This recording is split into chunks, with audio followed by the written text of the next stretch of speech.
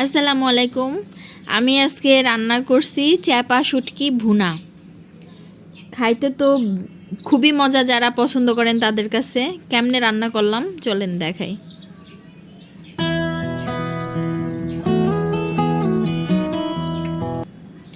এখানে আমি কড়াইয়ের ভিতরে কিছু তেল দিয়ে দিছি।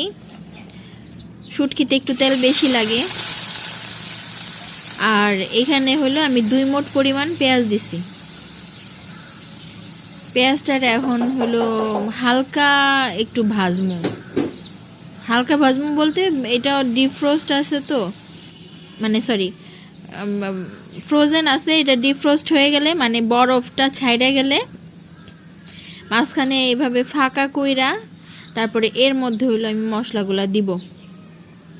এর মধ্যে আমি প্রথমে হইলো মরিচ গুঁড়া, লবণ, তারপরে হলুদ অল্প দিলাম। এগুলা দিয়ে একটু নাড়াচাড়া কইরা, এগুলো তো ড্রাই মশলা, শুকনা মশলা, এগুলো পুইরা যাবে একটু পরেই।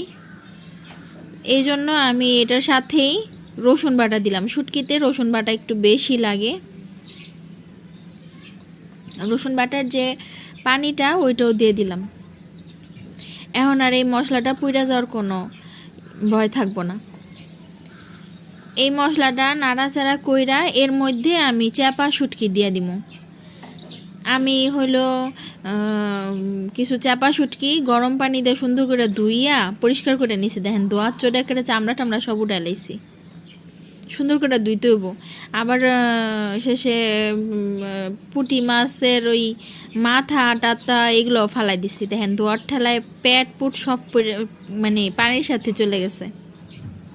যে পরিষ্কার করে খাওয়া ভালো। আস্ত পুঁটি মাছ অমনে দেখানোর জন্য, সুন্দর দেখানোর জন্য রাখার চেয়ে পরিষ্কার করে খাওয়া ভালো। তো এইভাবে দিয়ে আমি হইলো পেঁয়াজটা দিয়ে ঢাকা দিয়ে দিব শুটকিটা সেদ্ধ হওয়ার জন্য। আর অল্প একটু পানি দিয়ে দিব জানি হইলো কড়াইটা পুইরা না যায়। দিয়ে এবার লো আঁচে ঢাকা দিব।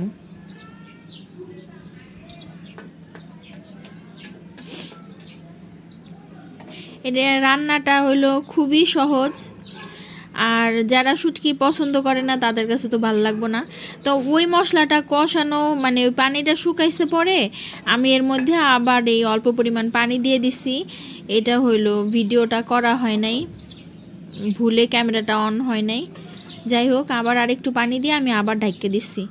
এখানে হইলো 1 চা চামচ জিরা গুঁড়া দিয়ে দিলাম। ওই সময় ঢাকছি যে ওই সময় মনে ছিল না, পরে আবার উঠায়া 1 চা চামচ জিরা গুঁড়া দিয়ে ঢাকিয়ে দিলাম। 2-3 মিনিট পরে, জাল কিন্তু একদম লো টু মিডিয়াম, জাল বাড়ায় দেওয়ার কোনো দরকার নেই। 2-3 মিনিট পরে দেখেন পানিটা শুকায় গেছে, কিন্তু এখনও পানি আছে, আরও বুনা বুনা লাগবো করা। তো এইটারে হইলো লাড়াচাড়া কুইরা তারপরে হইলো এখন আমি আবার আরেকটু ঢাইকা দিব। যে শুটকিগুলো এখনও আস্তে আস্তে আছে। তো এই তো একদম প্রায় ভুনা ভুনা হয়ে গেছে। এখন হইলো তাড়াতাড়ি কইরা ওই যে একটু একটু যদি থাকে আস্ত, এই সময় হইলো সুন্দর করে খুচুন দিয়ে একদম খোঁচায় খোঁচায় ভাঙ্গা দিতে হইব। কারণ পুঁটি মাছের এই চাপা শুটকি আস্ত থাকলে খাইতে ভালো লাগবো না। এই তো ভাঙ্গা টাঙ্গা দিলাম, তেলও উঠে গেছে। আমার রান্না কমপ্লিট। আমি আর চুলায় রাখবো না, এখন চুলা হলো বন্ধ করে দিচ্ছি। সবাই তো রেসিপি দেখাই লইলেন, এবার রান দেন আর মজা মজা করে খান। সবাই ভালো থাকবেন। আসসালামু আলাইকুম।